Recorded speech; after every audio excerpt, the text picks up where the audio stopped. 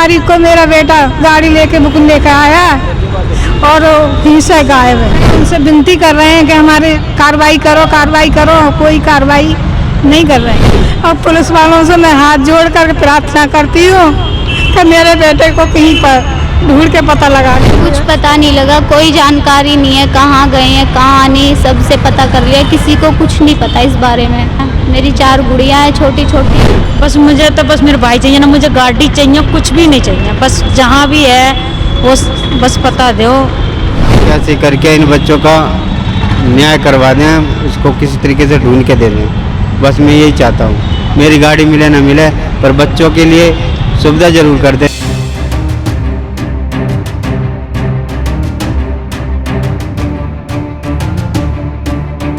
ये पूरा परिवार गुहार लगा रहा है।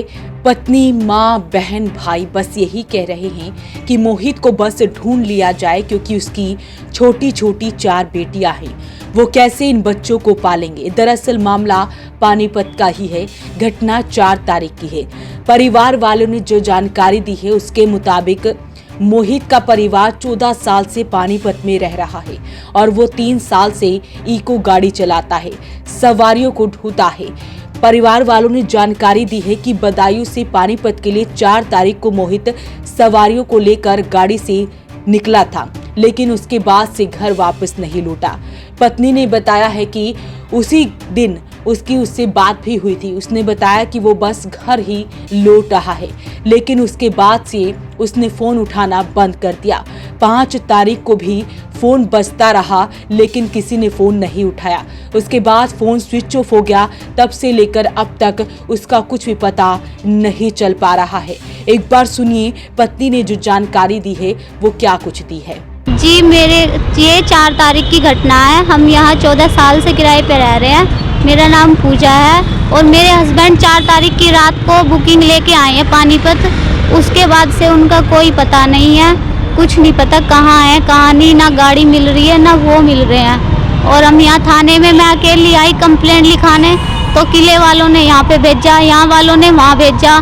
सुबह 8 बजे से मेरी 2:30 बजे इन्होंने कंप्लेंट लिखी है कि पहले कह रहे गाड़ी मालिक को बुलाओ, फिर कह रहे सवारियों को बुलाओ। बहुत परेशान करके कंप्लेंट लिखी और अब तक कोई पता नहीं है, कुछ कार्रवाई पता नहीं कर रहे हैं, कुछ नहीं पता।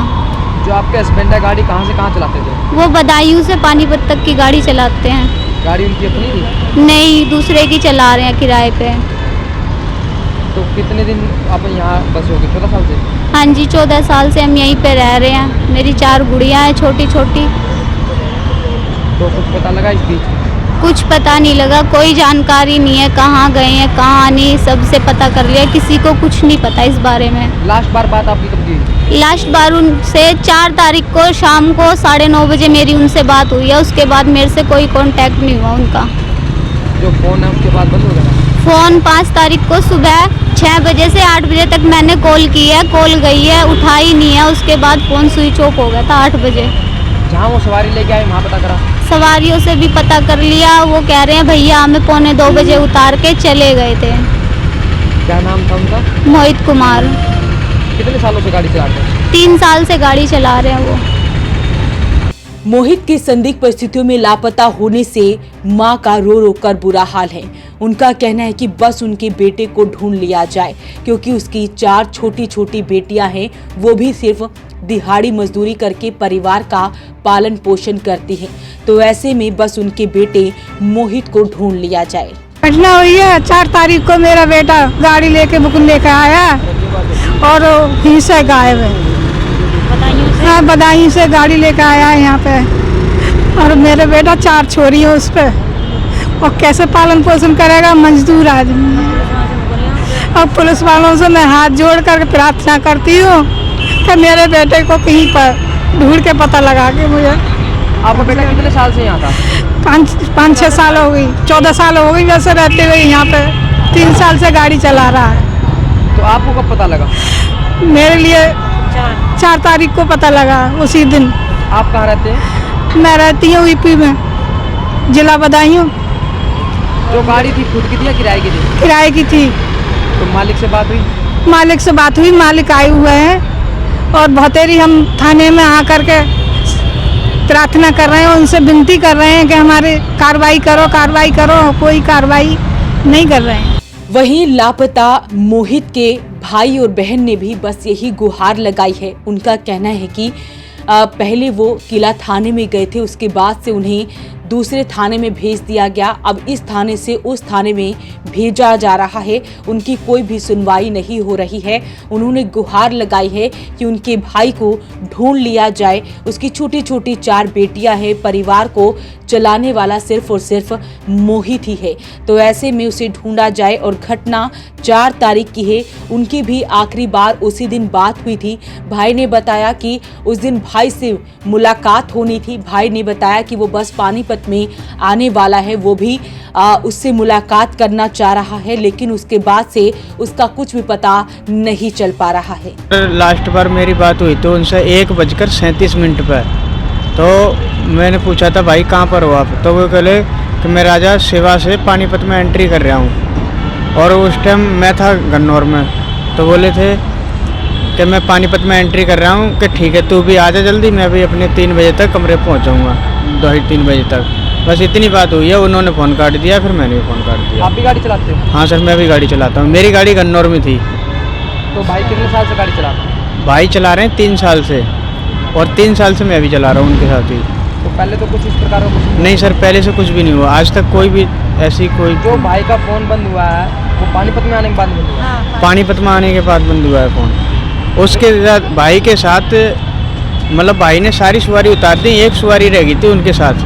वो सवारी कहाँ की? वो सवारी उन्होंने उठाई थी बिसौली से, खास बिसौली मेन चौराहे से। और कहाँ पर छोड़नी थी वो सवारी? और वो सवारी छोड़नी थी, वो तो सिर्फ भाई को पता है कहाँ पर छोड़नी थी। वो सवारी छोड़नी थी, भाई ने बताया था उन्होंने, और जो लड़के सवारी आई थी उन्होंने बताया था वो सवारी छोड़नी थी उस पर स्टेशन पे, रेलवे स्टेशन पे। पर वो सवारी रेलवे स्टेशन पे नहीं उतरी है, वो सवारी उनके साथ ही रही है। ठीक, बस मुझे कुछ ना चाहिए, मेरा भाई चाहिए, उसकी 4 छोरी। बस मुझे तो बस मेरा भाई चाहिए ना, मुझे गाड़ी चाहिए, कुछ भी नहीं चाहिए। बस जहाँ भी है वो बस पता दो। 3 साल से मोहित किराए पर गाड़ी लेकर चलाता था। वो सवारियों को इधर से उधर पहुंचाता था। कार मालिक ने बताया कि मोहित काफी ईमानदार था। वो कई सालों से उनके पास काम करता है। भले ही उनकी गाड़ी ना मिले, उनका कहना है कि बस मोहित को ढूंढा जाए।